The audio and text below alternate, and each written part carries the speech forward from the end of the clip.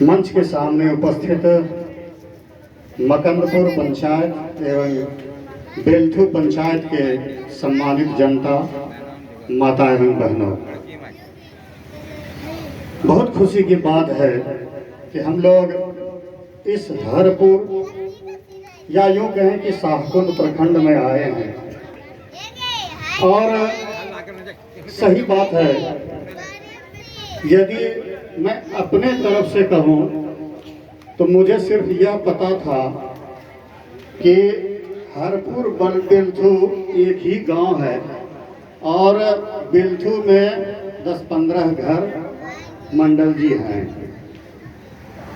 मुझे यह आज पता चला कि हरपुर अलग है और बेलथू अलग है और हरपुर में अच्छी खासी संख्या है। अभी अभी ग्रामीण वक्ताओं द्वारा कुछ सवाल किए गए। उस सवाल में सबसे पहले जो मुख्य सवाल है, क्यों जमा हुए हैं? यह अखिल भारतीय गंगोत्री महासभा है क्या चीज? तो मैं क्रमशः सभी सवालों का जवाब देना चाहूँगा। हालांकि हमारे मंच पर तमाम बुद्धिजीवी और विद्वान बैठे हुए हैं, वे अपने वक्तव्य में आपको और हमारे सहयोग में जरूर जो मुझसे छूट जाएगा वो आपको बताएंगे। तो यह संगठन, आप लोगों को बताऊं कि आपके आसपास के ही क्षेत्र, मुंगेर जिले के बरियारपुर क्षेत्र, कल्याणपुर क्षेत्र सहित यानी कल्याण टोला में एक नामी बाबा हुआ करते थे हमारे जाति के, बाबा अनंत दास जी महाराज। कितने लोगों ने यह नाम सुना है पहले? मैं समझता हूं कि आप निकट में हैं लेकिन नहीं जान रहे हैं। बरियारपुर का क्षेत्र गंगोता जाति के लिए काफी समृद्ध क्षेत्र है, ये तो सबको पता है। वहाँ पर एक बाबा थे जो कल्याण टोला के निवासी थे। वो गंगा जी में स्नान करके अपना, उस समय पशुपालक थे, लगभग 100 वर्षों पहले की बात है। और वहाँ से ऋषि कुंड तो आप लोग जानते होंगे, ऋषि कुंड जहाँ पर गर्म जल का कुंड है और वहाँ पर मलमास जो कि बहुत जल्द आपको मेला लगने वाला है। मैं आप लोगों को आमंत्रित करता हूं कि इस बार जरूर आप लोग वहां मेला में जाएं। तो मैं बात को आगे बढ़ाते हुए कहना चाहता हूं कि बाबा अनंत दास जी महाराज ने, जो कि हमारी जाति के सबसे पहले संत हैं, संत महात्मा कहिए, आप लोगों ने बहुत से संत महात्मा का नाम सुना होगा, लेकिन अपने जाति में भी ऐसे संत हुए थे। और संत क्यों हुए थे? संत क्या होते हैं? स्वाभाविक है कि संत का काम है लोगों की जिज्ञासाओं को शांत करना और साथ ही साथ समाज की विधि व्यवस्था में ईश्वरीय प्रदत्त, प्रकृति प्रदत्त जो भी है, जो व्यवस्था है, उसके अनुरूप चलने के लिए प्रेरित करना। तो उन्होंने सबसे पहले गंगोत्री मंडली के नाम से एक संगठन बनाया था, जिसके आधार पर इस गंगोता जाति के लिए कुछ नियम बनाए कि हम लोगों को अपना जीवन कैसे चलाना चाहिए। और उन्होंने काफी वर्षों तक प्रचार प्रसार किया। और इसके लिए ऋषि कुंड ही नहीं, बल्कि आप भागलपुर शहर में एक साहेबगंज ठाकुरवाड़ी है, जो कि TNV कॉलेज के आसपास यानी विश्वविद्यालय के आसपास का वह प्रांगण है। वहाँ पर लगभग 14 कट्ठा जमीन है। उन्होंने चंदे से वह जमीन खरीदा और साथ ही एक मंदिर का निर्माण कराया और उसको मुख्य केंद्र के रूप में स्थापित करके वहाँ से अपने जाति को जगाना शुरू किया। तो ये जाति की संगठन की शुरुआत आज से लगभग 100 वर्ष पूर्व ही हो गया था। उसके बाद से यानी लगभग 1929 की बात है, यह मैंने लगभग में कहा। उसके बाद से हमारे जाति के बहुत से सम्मानित, खास करके उस समय आज से 70-80 वर्ष पहले जाति के जाने माने जो लोग घराने थे, यानी जमींदार घराने, चूंकि जो धनवान लोग थे, संगठन कौन कर सकते हैं, संगठन कौन चला सकते हैं? जो रोज कमाते हैं और रोज खाते हैं, उन्हें इस बात की फुर्सत नहीं होती कि हम संगठन की बात करें, क्योंकि जीविकोपार्जन के दौरान उनमें यह क्षमता नहीं होती है कि हम और ज़्यादा कुछ सोच सकें। तो उन लोगों के द्वारा यह संगठन का निर्माण किया गया और बहुत वर्षों तक चला और 1983-84 में जाकर के यह रजिस्टर्ड हुआ। तमाम नए विद्यार्थीगण जरूर सुनेंगे, मैं देख रहा हूँ कि आप लोग अपने गप में मशगूल हैं। आप सुनेंगे नहीं तो सीखेंगे नहीं, जब तक आप सुनेंगे नहीं तो आप जानेंगे नहीं कि हम जाति पाति की बात करने आए हैं। आमतौर पर आपने सुना होगा कि जाति पाति की बात करना अच्छा नहीं माना जाता है। ये कौन कहते हैं? ये जो बड़ी जाति वाले हैं वो कहेंगे कि जाति पाति पर बात करना ठीक बात नहीं है। लेकिन मैं आपको बताना चाहूँगा कि यह जाति है कि किसी भी सूरत में नहीं जाती है, मरने के बाद भी जाति पूछी जाती है। श्राद्ध कार्यक्रम में जन्म से लेकर मरण तक यह जाति है जो कि छूटती नहीं है, वह हमारे साथ चलता है। वही हमारा पहचान है, वही ब्रांड है कि आप सबसे पहले आप कहीं जा रहे हैं, आप यहाँ से अगल बगल कहीं भी जाइएगा, आपसे पूछा जाएगा कि आपका नाम क्या हुआ। आपने बता दिया राजेश कुमार, तो फिर से पूछेगा कि राजेश कुमार यानी और कुछ, तो आप कहिएगा कि नहीं और कुछ नहीं। या तो समझदार होगा या नहीं होगा, जो भी होगा, तो वह येन केन प्रकारेण आपसे यह टाइटल जानने का प्रयास करेगा कि आप असल में जाति कौन है। आप जिससे जाति जानने के बाद आपसे उसी अनुरूप व्यवहार किया जाएगा। यही महत्वपूर्ण है। आप आम जीवन में जो विद्यार्थी हैं, कहीं भी कोई भी जहां भी आप जाएंगे, आप बाहर जाते हैं तो कहते हैं कि गंगोता जाति, पूछता है कि कौन जात, आप बता दीजिएगा गंगोता। तो वो पूछेगा कि गंगोता कौन जात होता है, इसलिए कि हम लोग संख्या में कम है। मैं जानकारी दूं कि बिहार में हम लोग 1% के आसपास या कुछ थोड़ा बहुत, इधर नई जनसंख्या के तहत अगर जनगणना के तहत रिकॉर्ड हमारे पास आ जाता तो सही मैं बता देता, लेकिन लगभग 8 जिलों में हम लोग 1% है। यदि 13 करोड़ की जनसंख्या है हमारे यहाँ, तो कृपया शांत रहें। मैंने अभी अपील किया था कि आप लोग सुने, हम आपके बीच आए हैं। यह कार्यक्रम आपके यहाँ रोज नहीं हो सकता, यह 5 साल के बाद ही होगा। यह कार्यक्रम जो होगा 5 वर्षों के बाद आपके यहाँ फिर से हो सकती है। आप लोग इस तरह जागरूक रहेंगे कि यह जाति की बात करने के लिए इसलिए आए हैं कि हम लोग जन्म लेते हैं तो जन्म के साथ हमें माता पिता का सहयोग मिलता है, भाई बहन का सहयोग मिलता है, चाचा चाची या जो भी है उसको कहते हैं परिवार। परिवार के समूह को कहते हैं समाज। आप यदि इस हरपुर में 50 घर हैं तो यह एक जाति का समूह है।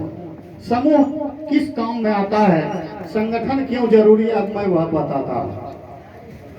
आप लोगों ने शुरू के जमाने में, आज से 40-50 साल वर्ष जो उम्र दराज व्यक्ति है वह जानते होंगे कि पुराने समय में झोपड़ी हुआ करता था, टटिया का। तो उस समय जब छप्पर छारना के काम आता था तो उस समय 10 आदमी को खोजा जाता था कि चलिए हमारा ठाठ चढ़ा दीजिए। ऐसा होता था कि नहीं?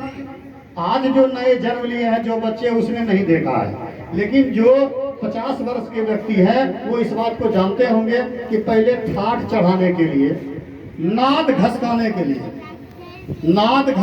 के लिए आदमी की जरूरत होती है। क्या वह सहयोग नहीं होता है? उसमें भी 4-5 आदमी की आवश्यकता होती है।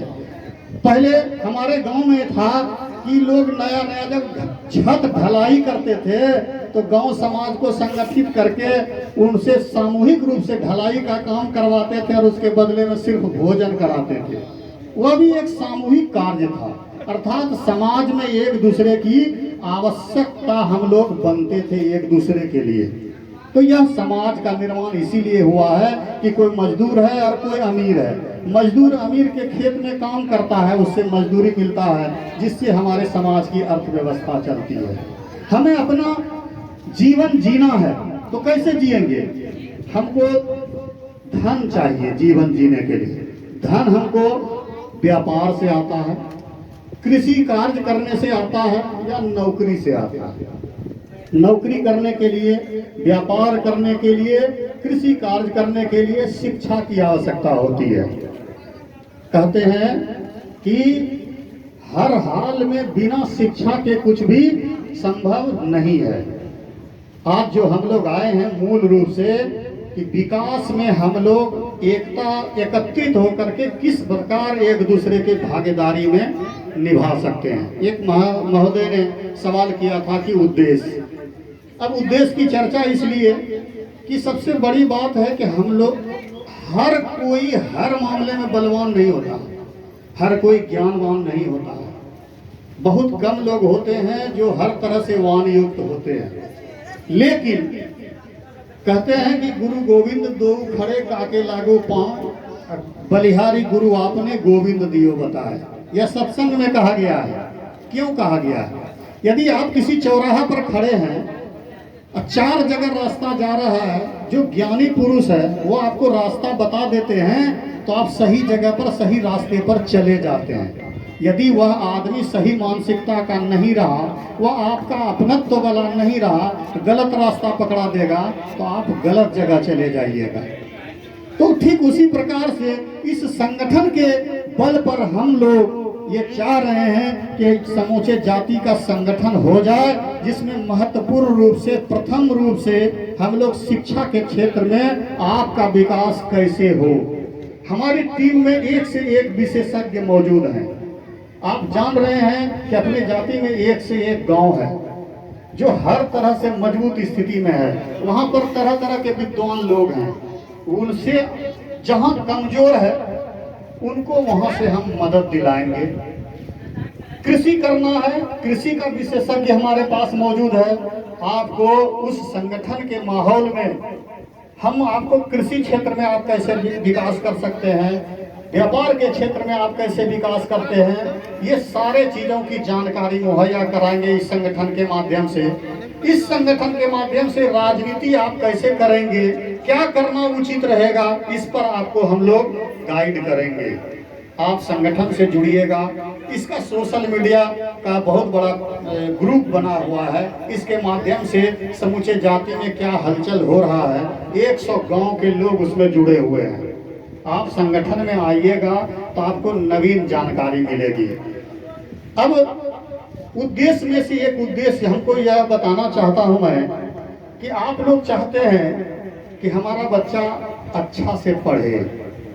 एक महोदय आए थे, उनके बेटे दारोगा हुए। आप उस दारोगा से पूछिए उनका अनुभव कि आपने वह नौकरी कैसे प्राप्त की, वो आपको बताएंगे। तो आपको उनसे पूछना पड़ेगा। उन्होंने भी किसी से पूछा होगा, मेहनत किया होगा। इस प्रकार वह सामूहिक रूप से एक दूसरे से जुड़े होने रहकर, बाहर रह करके उन्होंने पढ़ाई किया होगा और उन्होंने अपना विकास किया। तो वह आप इस संगठन के माध्यम से भी कर सकते हैं। यहाँ पर आपको जानकारी, आप सोशल मीडिया में जो जुड़े होंगे वो देख रहे होंगे कि तरह तरह की चर्चा उसमें होती है। तो इसलिए संगठन जरूरी है। क्योंकि मैं ज्यादा समय ले रहा हूँ, मैं 2-4 बात और कहना चाहता हूँ कि संगठन में बल है, एकता में बल है। ये सब ने सुना होगा। 5 अंगुल बराबर नहीं होता है, लेकिन ये हाथ के 5 अंगुल अगर एक साथ आ जाता है तो वह मुट्ठी होता है और उससे आप किसी का सामना कर सकते हैं। आप 50 घर ही हैं, 50 घर अगर सही तरीके से संगठित रहिएगा तो आपका समाज का विकास होगा। हालांकि विकास धीरे धीरे हो रहा है और हम विकसित हो रहे हैं, लेकिन और जातियों की तुलना में आप जब देखेंगे तो उसकी तुलना में हम विकसित नहीं हो रहे हैं। आज वह स्थिति है कि हम लोग राजनीतिक रूप से मजबूत हुए, हमने विधायक और सांसद बनाए तो लोगों ने हमको जानना शुरू किया, नहीं तो उसके पहले कोई जानता भी नहीं था। इसलिए बंधुओं, ठीक है, एक सवाल और आया था कि जाति का संगठन जो है 3 है। मैं कहता हूं कि इतनी बड़ी जाति है, किसके मन में क्या है ये कौन जान सकता है। लेकिन इसके रजिस्ट्रेशन नंबर और इसके इतिहास को आप देखेंगे तो आप जान जाएंगे कि बाप कौन है और बेटा कौन है। और बाप सब दिन बाप होता है और बेटा बेटा होता है। मेरे कुछ वक्तव्य से इस संगठन के पदाधिकारी ये जो सारा मैसेज उसमें जाता है तो वो बुरा मानते हैं। मैं कहता हूं कि जब एकता की बात हम करते हैं तो अन्य संगठन बनाने की आवश्यकता ही नहीं थी। ये मानते हैं कि बीच में हम लोग पीछे पड़ गए, 20 वर्षों में कुछ हुआ नहीं, लेकिन उस दौर के जिन लोगों ने जिन्हें कोशिश करनी चाहिए थी कि हमें अपने जाति को संगठित करना चाहिए, उन्होंने किया नहीं। लेकिन हम लोग ऋणी हैं कि ये जो जितने मंचासीन आप देख रहे हैं, ये तमाम बुद्धिजीवी, विद्वान और समाजसेवी लोग अपने तन मन धन से, हम लोग अभी किसी से एक नया पैसा नहीं लेते हैं और हर जगह कार्यक्रम करना शुरू कर दिए हैं। पिछले 4 महीने से लगातार प्रत्येक रविवार को कहीं न कहीं जा करके संगठित करने का काम कर रहे हैं और बहुत अच्छा रिस्पांस मिल रहा है।